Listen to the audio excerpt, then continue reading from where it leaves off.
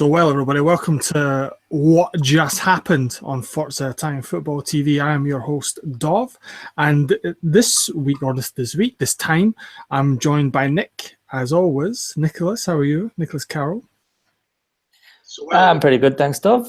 What just happened on Forza Italian Football TV? The Connall, could you turn your thing down, please? Come on, there's always one. Put your headphones in. It was meant to be, I'm sorry. Come on, Connall, put your headphones in. Go and get. We've got Connall Shaw. Don't worry, they're gone now. We've got Connall Shaw with us as well. Connall, say hello to everybody. I've made quite an entrance already. Yes, you have. Right, so before we start off, I've been watching the Forza Italian Football podcast quite a lot on YouTube, which everybody I encourage to do, which is broadcast at some point during the week whenever Conor Clancy can be bothered to do it. And something I noticed was that, Nick, you always seem to have a lovely glass of red wine. Every single one I've watched, you always sit, I see you in the bottom corner with your little glass of wine just when everybody else is chatting and you're just chilling out. So have you managed to bring one to this event, or are you going stone cold sober? No, well, I didn't have any red wine today, but I had cooked a nice curry up. It was quite hot, so I thought I had a nice bottle of Prosecco, so I opened that. So I'm on the Prosecco today. So. I love the lovely glass you've got as well. There you go. Yeah, I've got glasses for every occasion. Really fantastic. What about you, Connall? Are you going down the Prosecco route, or are you something more traditional? I've got some calm lemonade with me, so I'm not going to risk it after watching that game.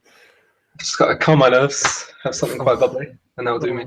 Well, that will. I love it. That game certainly was not bubbly. That was one thing you can say it wasn't. So the score was 2-1 to Milan. Deulofeu got his first ever goal for AC Milan. Kuchka opened the scoring, and Kalinic levelled it 4 minutes later. But then obviously Deulofeu got the winner. That was in the first half. The second half was a little bit different, a bit of nothingness really. There was nothing really happened in the second half, bar a few half chances. But Milan won. Connall, I'm going to come to you first because I know you do like the purple side of Florence, or there is only the purple side of Florence. Yeah. What did you think of the game coming off the back of that Europa League win in Mönchengladbach? I thought, by genuinely just watching, I thought this was casual Fiorentina. It seemed a side that knows how to pass around the ball, keep up play, but awful in defence and equally awful at finishing. It started off promising, the first 10 minutes, in fact, for the whole match, but more specifically the first 10 minutes, Milan's defence looked really shaky. Fiorentina looked like they could have taken the lead, and leading up until Kuchka's opener, I believed that it could have been a game we could have won. In general, I've just got to say it was a shocking match from Fiorentina.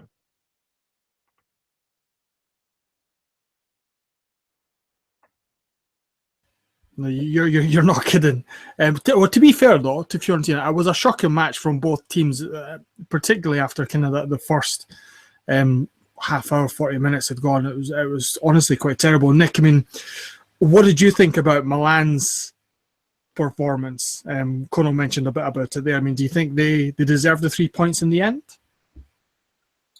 I mean, not really. I mean, as Connall kind of mentioned, the first half was there was some chances and there was a bit of activity, at least from it. So from a neutral point of view, there was at least a bit of action, but the action was not necessarily as a result of quality. It was as a result of some pretty poor defense. So the quality of the whole match was not great. And then, Milan's defense and Fiorentina's defense were both very questionable at times, which probably made it a bit confusing as to why Milan kind of sat back in the second half as much as they did, given that their defense hadn't been that great. So I thought that was somewhat ballsy. I'm not sure I can have a go at it too much, given that they got the 3 points. But yeah, I don't know. They both weren't that great. No, it really was. Compared to the last few times we've done what just happened, this one was a damp square in comparison. What about the defence on both teams? Because I want to be nice about them, but honestly, the players that you've got there, they're really not up to much, Connall, at all, are they? You don't need to be nice. I'll start with Milan first. Well, you've got Paletta and Gomez in defence, and just those two names alone kind of says it all. I think Gomez was definitely the worst of the two. He was put under extreme pressure by Kalinic throughout the whole match, most visibly so in the first half. And Paletta, it's odd with him. Paletta, you can get a few good games from him, and then the rest of the time, he's just an angry bull running around the pitch waiting to get a red card. I think if you look at Fiorentina's defence, I put out a tweet earlier saying that if I were to choose, despite Fiorentina's defence being shocking, I'd take it any day over Milan's, the back two defenders in Paletta and Gomez. But Fiorentina's is hardly any better because for half the season they've been playing with Sanchez in defence. And for this game, they slightly realised that's not the best way to go, playing a midfielder as a centre-back. So they put San Siro in defence alongside Rodriguez and Astori. And Rodriguez, who's normally the rock at the back, the captain, the one that always is the saviour, didn't actually seem on the top of his game. I think Deulofeu notably really took him out of the game when he went and scored his screamer. And then for the rest of the time, he just looked too slow to catch up to the rest of the play. What about you, Nick? Would you agree with that assessment? Do you think that the defences on both sides, particularly Milan's as well, were just a bit rubbish? Yeah, 100%. From the first half, I thought it could be a goal fest. Those 3 goals came within the first half an hour, and it looked as though it might continue. I mean, Kalinic was making those runs behind the defence, and it looked like they just needed to put a decent ball in, and he was going to get on to the end of it every time. And then, as Connall mentioned, at the back, Fiorentina just didn't look that stable at all, particularly Rodriguez, given he's probably the more reliable one in their defence. So, yeah, it's concerning. That's why I'm not sure Milan fans would be that happy with that, to be honest. Performance-wise, even the attitude, I thought in the second half to actually do that. I think there will be some question marks over Montella's approach, but I guess they can just look at the positives that they played pretty shockingly. Oh, well, I wouldn't say shockingly, but they didn't play great, and they got the 3 points. Where Fiorentina, they also didn't play great, but they should have, against that Milan team, they should have at least got a result. If I can butt in, I do have to say that you have to say well done to Milan, though. Despite how shocking the defence was in the first half, they still held on for the entire second half, and at times it was just Fiorentina playing. Like Milan weren't in the second half at all. But the fact that the defence managed to stay put and not concede a second goal, you have to say well done for that. Well, what do you think the reasons were for that then? Because, like I said, the first half compared to the second half was honestly like night and day watching the two teams, particularly Milan, who in the first half really went for Fiorentina, looked sparky in attack and looked like they could have got more. Well, Pasalic also hit the post, so they could have got more than the 2 goals that they did. And then in the second 45 minutes, where you'd expect a team who hadn't played in Europe, and especially an away trip as well, who basically had an entire week to prepare for the game, it just looked like they completely shut down. I mean, Nick, can you think of any reason for that? No, particularly, as you said, at home after, they'd been well rested.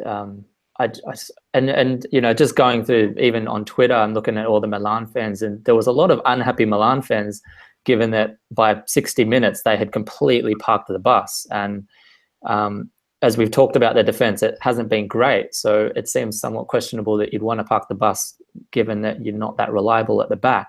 So look, you got to, I guess, give them the credit that they did win, but I'm not sure they won because of their strategy, as opposed to Fiorentina just not taking advantage of all that time on the ball. I mean, they completely controlled the second half. It ended up across the match 62% to Fiorentina, but that second half must have been around 70% their way. They were. You look at the heat map, and it's completely surrounding the box in attack, and then just nothing in the box. They just cannot get into that box, Fiorentina. So, yeah, to be honest, if I was a Milan fan, I would. Look, you're always happy with the 3 points, but I wouldn't be happy with the way they approached that second half, because I don't think that's that's going to get them a lot of results playing that way, particularly in front of their fans. And I'm pretty sure I heard the San Siro kind of whistling a few times when they were doing that. So I don't think it was that popular move in Milan either. Well, to be fair, there weren't very many people at the San Siro for the game, so there might have been a few whistling, but whether you heard them or not, I mean, that remains to be seen. Connall, Nick kind of touched on that about Fiorentina being unable to get into the box. Do you think a reason for that was the absence of Bernardeschi, who obviously scored that amazing free kick against Mönchengladbach during the week? Yeah, it definitely was one of the main reasons, because he is Fiorentina's main creator in almost everything that he does. And they seem to visibly struggle without him when he's not there. But then you also have to look, they do seem to struggle with him when he is there sometimes. They've had the most goals from outside the box, I think, in any team in Italy this season. I'm not even quite sure about Europe. I wouldn't be surprised if it is. And even when Bernardeschi is there, Fiorentina, they can't finish. And his odd flash of brilliance, it always helps, but it's never really inside the area. The only person that is there for that is Kalinic. But when in sort of times when you can't create chances for him, they're never going to score. And I think that quite annoys me, is that today of any game is the most that I've ever seen Fiorentina create chances in Valero across the ball into the box. And it's the most times that I've ever seen Ilicic do anything. And I'm always on his case because he always slows down play. So I sort of babbled on a bit, but yes, I do think we did lack Bernardeschi, but he wouldn't have helped Fiorentina any further today, because nothing could have helped them. You need clear midfielders that can get the ball, work it around the opposition's defence, get it into the box, not just Valero constantly crossing, not just Ilicic slowing down play. And as much as I love Chiesa, I think he is too young to have all these expectations on him. He's expected to be the one always running up the right wing, always crossing in with Valero isn't making any magic. So there's something clearly wrong there. And whether Bernardeschi is there or not, it's not going to fix it. Yeah, I would agree with you, Connall, with regards to Chiesa. I think I mentioned it a couple of weeks ago on the pod when I kind of slagged off Fiorentina for a few minutes.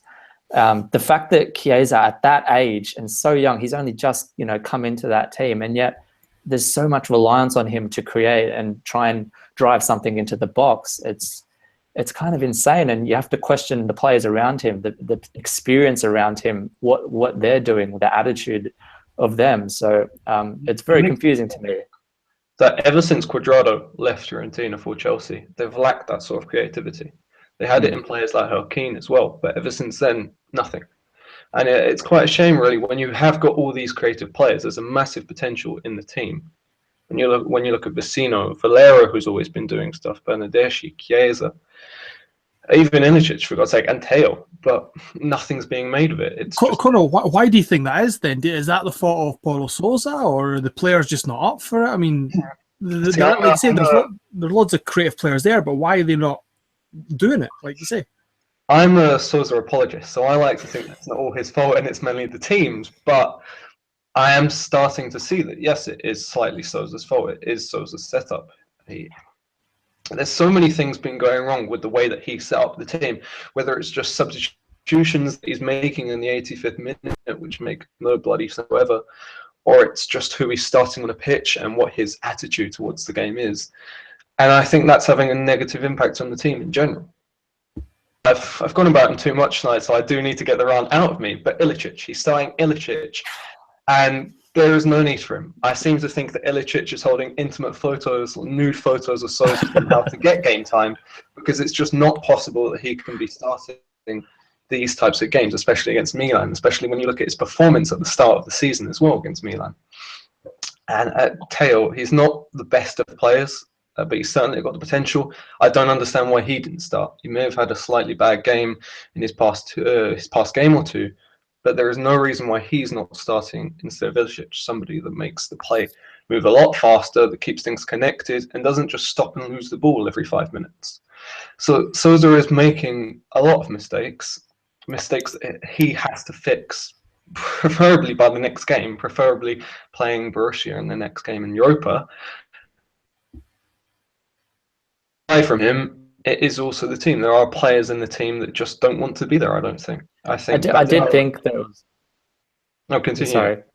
Yeah, I did think there was just little plays in the game where I just thought, particularly in the second half, I thought, where's the intensity of all that? Like it didn't feel like they were really going for it. Like there was one play in particular, I think it was with about 5 minutes left, and it was played up to the front three, and the front three were going for it, and then it dropped back behind. I think one of the Milan defenders headed it back, and there was no Fiorentina player in sight, the midfield coming through.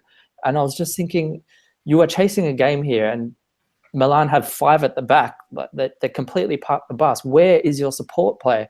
And it was just that play just kind of came out, like emphasized what attitude do these players have. It just didn't really seem like they really wanted it. Everything that they do, it's quite disappointing. And if you're on about last 5 minutes, Iličić can't even be blamed for that. But when you've got Kalinic, who works so hard for the team, back and forth, always helping out midfields. Whenever you look at corners, he's always the first defender. It's a bit of a cliche, but he is.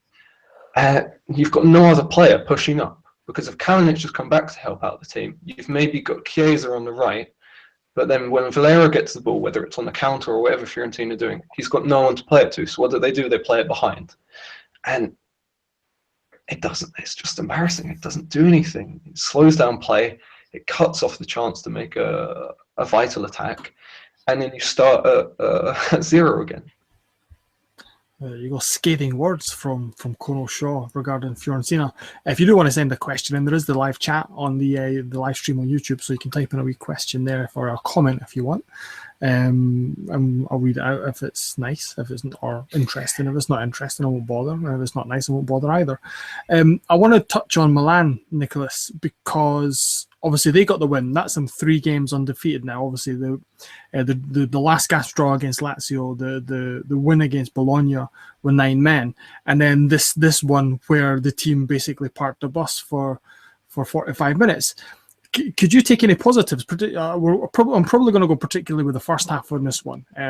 Just given Milan looked a lot more dangerous in this. Through kind of the front players, I'm particularly thinking about Deulofeu, who seems to have kind of come to Milan and really fit in quite well, and he's forming quite the kind of the threesome with Suso and Bacca or whoever else they've got up front.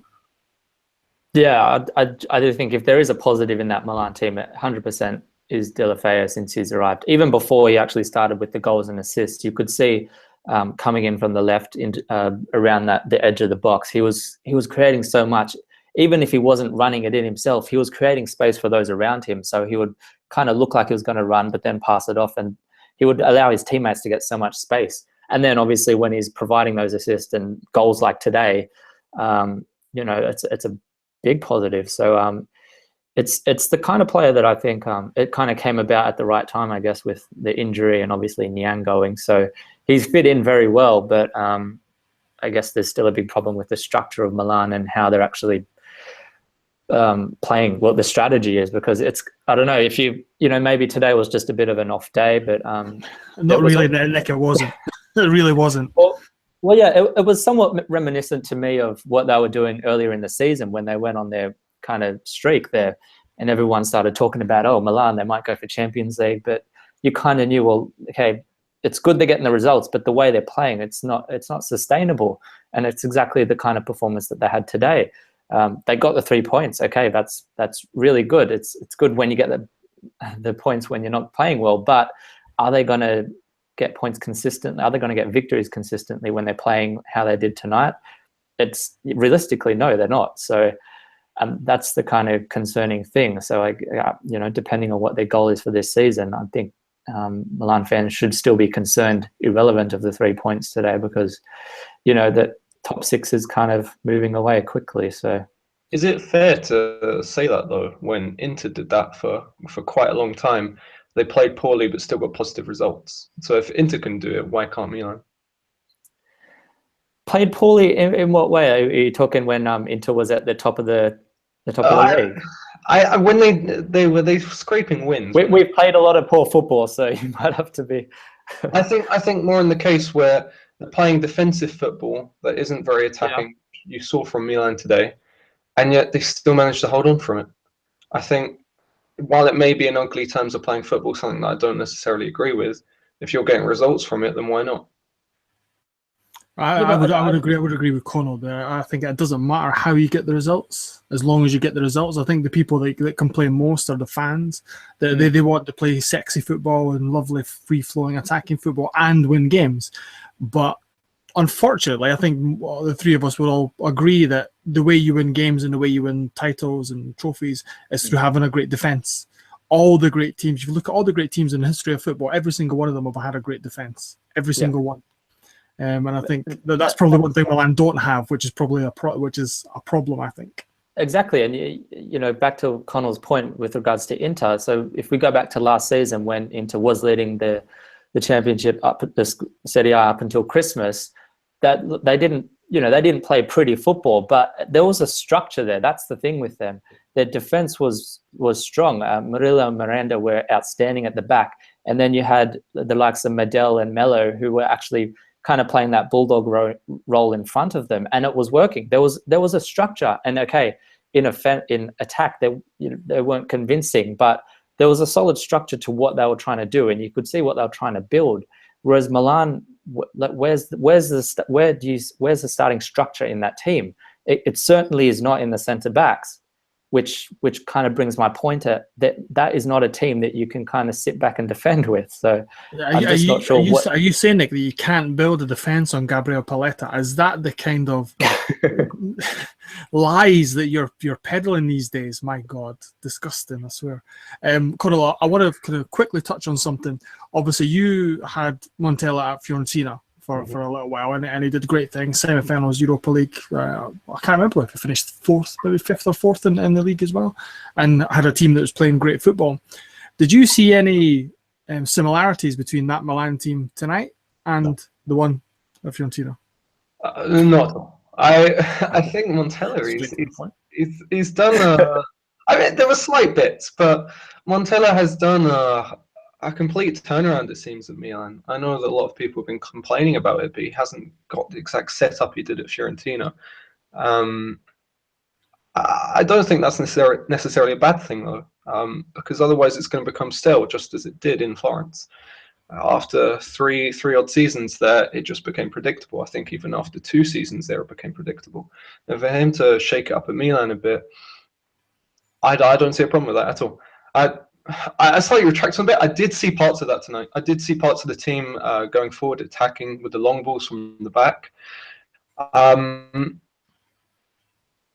Not really with Milan's midfield, so he's tried to adapt to that, and so he's tried to look at their strengths, their weaknesses, and realize that he can't play the exact same game that he did at Fiorentina. There we go. Right. I know, Nicky, I don't know if you've got anything else to add to the game. If not, then I'll move on swiftly.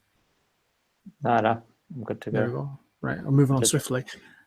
To the effect this is having then on the league, because the Juventus, Roma, and Napoli they're in a league of their own, but they pretty much are. But you've got Inter and Atalanta both on 48 points in fourth and fifth. Lazio 1 point behind in sixth. Then you've got Milan 3 points behind Lazio in seventh, and then Fiorentina are further 4 points back. So I think maybe Europe's getting a bit out of touching distance with Fiorentina. But do you see Milan, Nick, getting into this Europa League race with Lazio, Inter, and Atalanta of all teams? Yeah, I mean, well, that's I guess another positive that Milan fans, they got the 3 points and they keep themselves in that fight. They're within striking distance of Lazio, so that gives them possibly a bit more confidence or a motivation, more so mainly going forward. I think so. I think realistically, yeah, they can kind of fight with Lazio, Atalanta, maybe Inter. The only thing I would say is I'm probably repeating myself, but if I watch Atalanta, Inter, and Lazio, I think they're playing a lot more consistent football than Milan are. So, that's the main difference I see at the moment. So I still think they're at a disadvantage, and obviously the 3 points behind Lazio. So it's going to be difficult for them, and it's kind of almost a bit surreal still seeing Atalanta up there, but not to, with all due respect to the Atalanta fans, but Well, you say that, right? But obviously I was speaking to Connor Clancy, who is a resident Atalanta fan, and Atalanta realistically could get into Europe because it's likely that the Coppa Italia final is going to be between one of Juventus, Roma, and Napoli, or like two of Juventus, Roma, and Napoli. Or Lazio as well, and whoever wins the Coppa Italia, which is probably going to be one of them, they're probably going to qualify from Europe anyway in the league. That means that the Europa League position will go into the sixth spot, which means if Milan go on a run, they could get there. If Atalanta continue the way they're going, they could theoretically be in Europe as well. So they could do a Sassuolo, which I'm sure you'd be ecstatic about. Yeah, it's always good to see a new team in there. So I hope Atalanta. I'm sure you do. I really hope they do. I do. But like I said, if you go by the football that's being played now, I would back Atalanta to get a European position ahead of Milan. Like as I said, because at least they're just consistent. They played good football. Okay, that's one side of things, but they're consistent with their results, and they seem to turn up more. So the thing is, Milan obviously have a lot more room for improvement. That's the thing, and Atalanta, there's only so far they can go.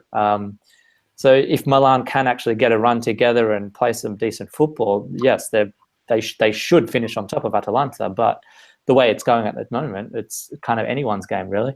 There you go. Connall, I want to get your quick thoughts on them Fiorentina, because Europe's looking at it like it's going to be difficult. I mean, it depends on the Coppa Italia probably as well. Do you think that Montella, Paulo Sousa is going to go all out for Europa League, which I think the club have got a reasonably good chance of winning? You'd hope so. Obviously, it all depends on the second leg, because as easy as it might seem now for Fiorentina, considering they could get a win away, it's probably the most dangerous position that they can be in. If they can somehow pull a rabbit out of a hat and get a win against Borussia in the return leg, then why not? The only thing that does worry me still is the defence, because if the defence is looking tame against Italian sides, I wonder how it's going to look up against stronger European opposition. If they can manage it, and they can somehow miraculously win the cup, then I think Sousa might be able to stay as well. I think if he doesn't, he's going to get the sack, and probably half the team with him. Oof. There you go, scathing. Right, I've got a couple of comments from YouTube.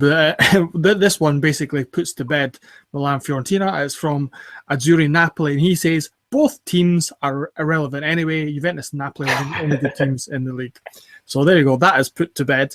And then he asked another question, and he says, "Who do you think the best striker in Serie A is, not including Higuain?" So Nick, you can go first on that one.